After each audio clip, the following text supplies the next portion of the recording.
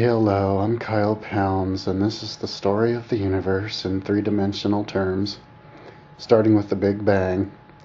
This is just what I can remember right now from what I've read about it. So you have the Big Bang, and that's like all the, everything the universe is made out of right now comes from a single infinitesimally small point. It blows up. It's very hot at the beginning because all that energy, which is, matter, which is energy, is so close to each other, so it's vibrating very quickly, very hot. Very long time. It stays hot as it keeps growing and growing and growing out into space, which is infinite. I can't remember how long. I don't know. The universe, the scientists right now are saying, I think it's 13 billion. Or maybe, I think they kind of keep edging it up, older and older a little bit, but Mayan calendar says 16 billion, by the way. That's interesting. So maybe a few 100,000 or 100 million years, it's just so hot that no atoms can form. And then what happens? And then it condenses into the hydrogen atom, which is a neutron, a proton, and an electron, one electron. So basically it is a unit of energy that's charged positively, surrounded by a unit of energy that's charged negatively, and they equal each other out to be neutral. This has something to do with their vibration. I can't really explain the difference between positive and negative, but they are. You have these little units of energy, and lots of them, and they all conglomerate due to the laws of gravity, which is another conversation. So then you have these big balls of the atom, the primordial atom, and they accrue, get bigger and bigger as time goes on, and then they get so big that they crush each other in the middle. And that happens when the negative charge, because negative repels negative, gets overwhelmed by the pressure, and so it becomes a helium atom. You have two electrons going around two protons, and but it has the same size as the hydrogen atom. So basically, you have twice as much mass in the same amount of size. I think it's called valence. That's basically the valence of one would be the size of these atoms. Now, for some reason, only one level, valence, orbit level, perhaps vibrational frequency. Actually, no, I'm going too far. Can only hold 4 electrons. So when these stars condense and turn hydrogen atoms into helium atoms, sometimes I think when they condense even more, they turn helium atoms into nitrogen. Is that the third element? Anyway, I think the first few, I can't remember how many elements, get created by the stars.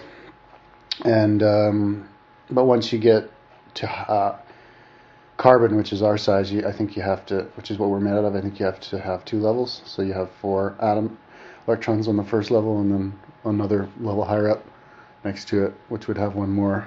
But actually, I was not supposed to talk about that. So you have these stars.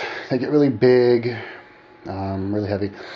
And then some of the really big ones, though, I think ones that are 13 times bigger than our sun or bigger, they'll collapse and they'll do something special. Not what our sun will do. What normal stars do is they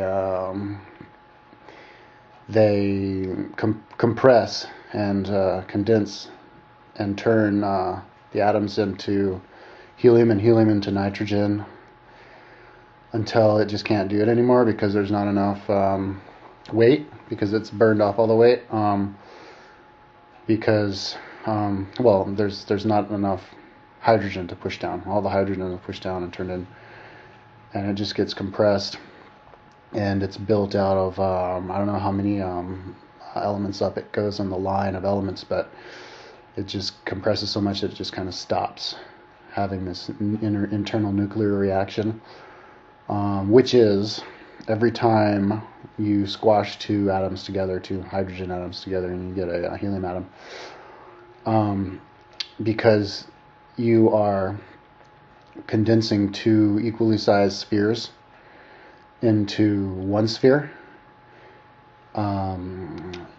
There's another unit of energy called a proton, which fills up the area, the space. It occupies the space between the nucleus and the electron.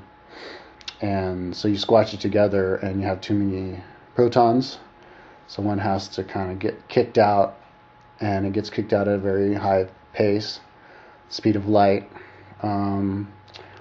And it shoots off out of the star. Only problem is this is happening. Well, it's not a problem, but interesting thing is this is happening with a whole bunch of atoms all at the same minute. I don't know how many tons worth, but tons. And so these little protons, they're all positive charges, and positive repels positive, so they're just bouncing off each other as they're looking for themselves. It's quite hot in there as they're looking for the surface. They're doing that for 2 million years until they finally reach the surface, and then it only takes another 8 more minutes to hit us, or to hit them. Another 7 minutes, 59 seconds to hit the moon, and then another second to hit us. So, and it can only travel the speed of light, 186,000 miles or 350,000 kilometers a second, because there is a celestial speed limit. Due to, I think, the ether, which is created by maybe all the other light photons shooting through the air that they're bumping into. Some kind of, well, that's the thing, they're not bumping into it. They're traveling along a predetermined path, or an actual membrane. And that's why they don't bump into each other and stop. Maybe. I don't know, get too far. Anyways, to get to the Earth. And that's how light forms. And then most stars, like our star, will burn out.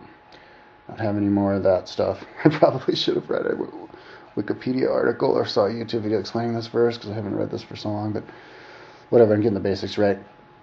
Burns away all the hydrogen until you don't have any hydrogen to burn away. And I think helium too. And then you get a brown dwarf, which is just, what is it, a rock? I don't know what it's made out of. I'm going to go look it up right now, see what those rocks are made of. But they're spinning very fast, because, every body, every sphere that starts is going to spin. You don't know how fast it spins. It just depends on how fast the trajectory of all of the gas was before it conglomerated. But they do spin, and when it gets smaller and more dense, it spins faster.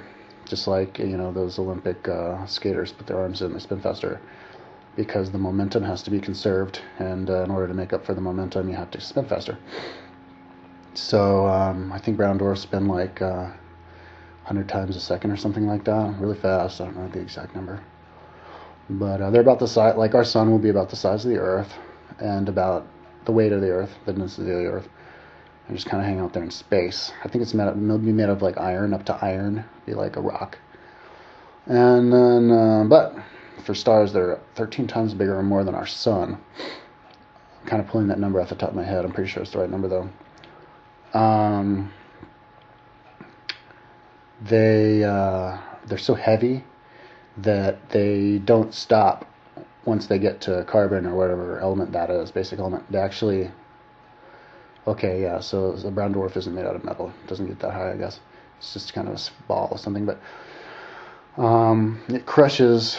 It keeps crushing until you have these certain, up to a certain element, and then you break that element. You can't hold the pressure anymore, and you get to a new valency, a new level, a new category of matter, and that's metal. Which I don't have a periodic table. I don't know when metals start, but you have up to 93 elements, I think,